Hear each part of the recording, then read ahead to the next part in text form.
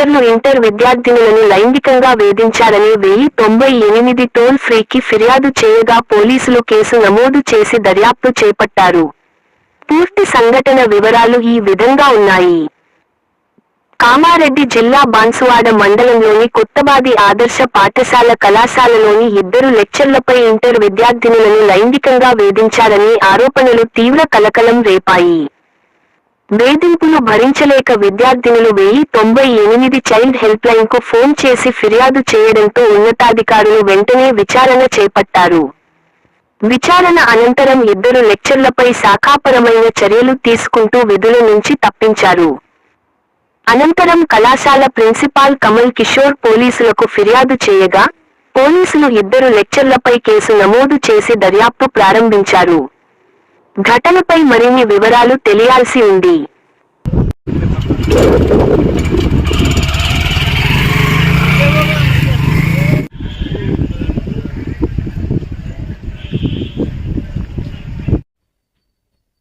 మొన్న రాత్రి 1098కి కొంత అమ్మాయిలు ఫోన్ చేయడం జరిగింది.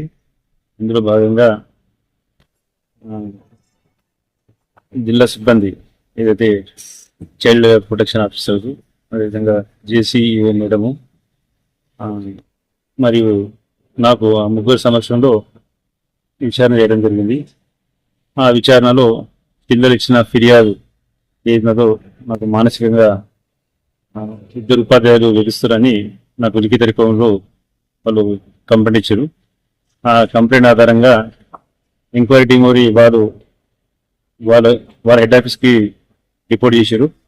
నేను వాళ్ళ ఫిర్యాదు ఆధారంగా దీనిపైన తదుపరి చర్యలు తీసుకోవాలని పోలీస్ స్టేషన్లో ఫిర్యాదు చేయడం జరిగింది. ఈరోజు ప్రిన్సిపల్ గారు ఇచ్చిన కంప్లైంట్ మేరకు 2 లెక్చరర్ల పైన అమ్మాయిలను వేధిస్తున్నారనే కంప్లైంట్ పైన ఎఫ్ఐఆర్ రిజిస్టర్ చేయడం అయింది.